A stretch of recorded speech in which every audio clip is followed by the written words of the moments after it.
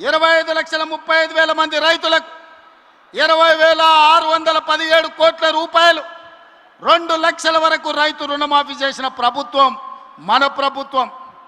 30 నెలల్లో రైతులకు ఉచిత కరెంటు కోసం ప్రతి నెల 1000 కోట్లు 30,000 కోట్ల రూపాయలు రైతుల కోసం ఉచిత కరెంటు చెల్లించిన ప్రభుత్వం కాంగ్రెస్ ప్రభుత్వం. ఇంతకుముందే మిత్రుడు బట్టి విక్రమార్క గారు ఒక మాట చెప్పారు. ఆనాడు ఎన్నికల్లో దుర్మార్గులు విష ప్రచారం, తప్పుడు ప్రచారం, కాంగ్రెస్ వస్తే కరెంటు ఉండదన్నారు. ఇవాళ కల్వకుంట్లలో నేను అడుగుతున్నా, కరెంటు వైరు పట్టుకో కాకిలాక మాడి మసైపోతావా లేదా నేను చూస్తా. అది రాత్రైనా పొద్దునైనా ఎప్పుడైనా ఉచిత కరెంటు మా పేటెంట్.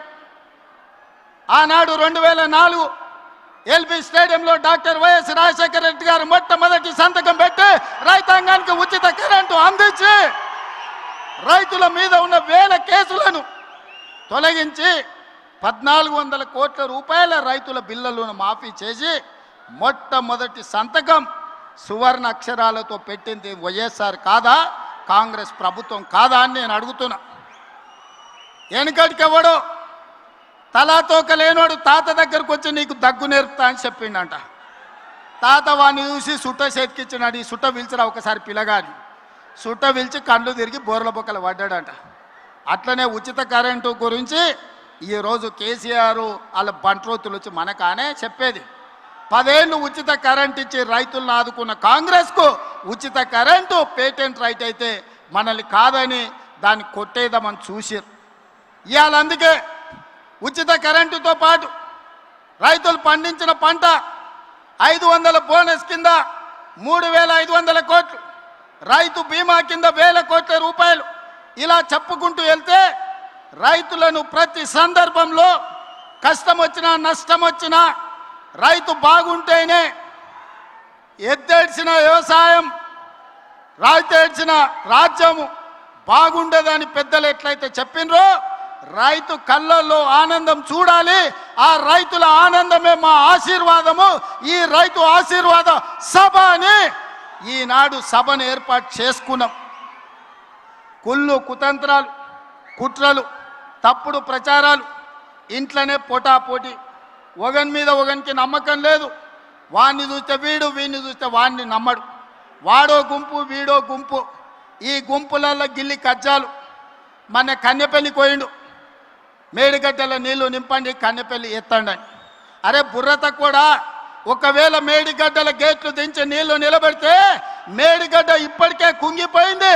రేపు తెగిపోతే భద్రాచలం రాముడే ఉండరా, 44 ఊర్లు ఖమ్మం జిల్లాలో కొట్టుకోపోతే దుర్మార్గుడా. నీ లుచ్చ రాజకీయాల కోసం మేడిగడ్డ నింపాలి, భద్రాచలం కొట్టుకుపోయేటట్టు చెయ్యాలా అని అడిగితే నోట్లో మాట లేదు. తెల్లారే వాళ్ళ బావ వచ్చిండు. ఇక ఈ బామ్మార్దులు వెనుకడికి ఎవడో ఉన్నాడంట. బామ్మార్ది తపస్సు చేసిండు. రాజ్యంలో రాజును ఎట్లయినా తండ్రి రాజ్యం ఇస్తలేడు, తండ్రిని కానేసి రాజ్యంను ఏలుకోవాలని పెద్ద మర్రి చెట్టు ఎక్కి తపస్సు కూర్చున్నాడు. బామర్ది మా అయ్య పోవాలి, నాకు అధికారం రావాలని కఠోరమైన తపస్సు చేసిండు. ఆ తపస్సుకు దేవుడు ప్రత్యక్షమయ్యే పరిస్థితి వచ్చింది.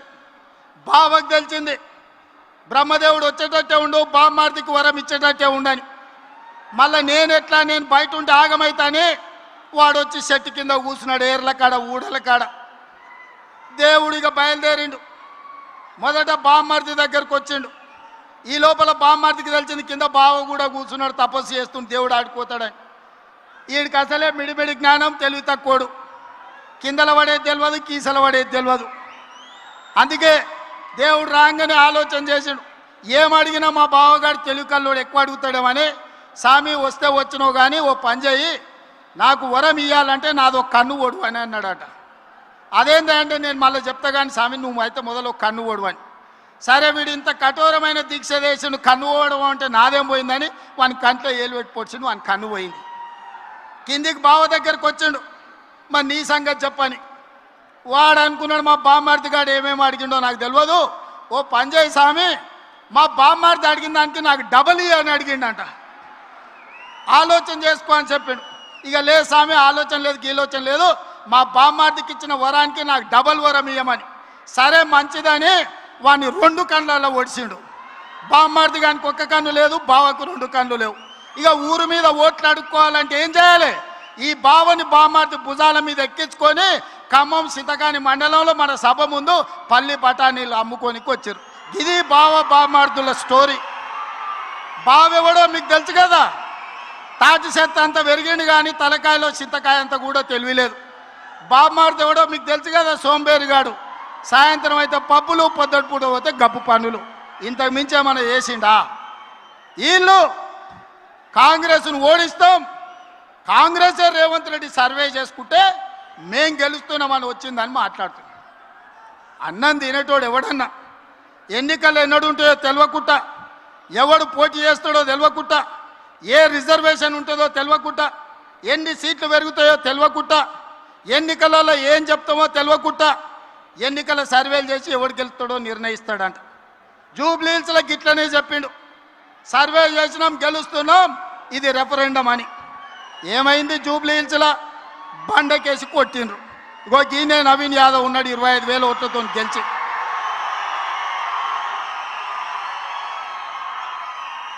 మనము పెళ్లికి బ్యాండ్ మేళమోని పిలుచుకుంటాం. బ్యాండ్ మేళమోడు మనం ఏదో అడిగితే గదే దరువు వాయిస్తాడు. వీడు సర్వేలకు ఇచ్చేటోడు కూడా వాని సర్వేలు ఇచ్చి బ్యాండ్ మేళం వాయించమంటే వీనికి సంతోషం కలిగేదే వాయిస్తాడు తప్ప నిజము చేదుగా ఉంటుందని వాడెందుకు చెప్తాడు? అసలు వాళ్ళయ్యా ఆయల్లా రెండోసారి ప్రభుత్వం వచ్చినప్పుడు హరీష్ రావును మంత్రిని చేయనికే ఏడాది పట్టింది. ఆయల్లా పార్టీలకు వెళ్ళే మెడల్ పట్టి దొబ్బాలని చూసిరు. ఇవాళ కన్నెపల్లి పోతుంటే కేటీఆర్ హరీష్ రావుని ఎంబడి తీసుకపోలే. ఆల్రెడీ హరీష్ రావు బీజేపీలతో సందపూసుకేస్తూనే ఉన్నాడు, చీకట్ల మాట్లాడుతూనే ఉన్నాడు. కాదని భద్రాచలం రావుని మీద ఒట్టేయమని హరీష్ రావును. నేను బీజేపీలతో మాట్లాడతలేను, బీజేపీలకు ఓనని భద్రాచలం రాముడి మీద వాళ్ళ మేనమామ కేసీఆర్ మీద ఒట్టేసి హరీష్ని చెప్పమను. నువ్వేడుంటావో తెలియదు, నీ బావేడుంటాడో తెలియదు. కేసులకు భయపడి నీ పార్టీని బీజేపీలో విలీనం చేస్తామని నీ చెల్లెలే ఒక పక్క నుంచి చెప్తుంది. మీ దొంగ సొమ్ము 1400 కోట్లు ఆంధ్ర కాంట్రాక్టర్ల నుంచి కొల్లగొట్టిరా నీ సొంత చెల్లెలే చెప్తుంది. సిగ్గులేనోడా, ఇన్ని నిజాలు ఇట్లుంటే తెలంగాణ ప్రజలు నీకు ఓటేస్తారని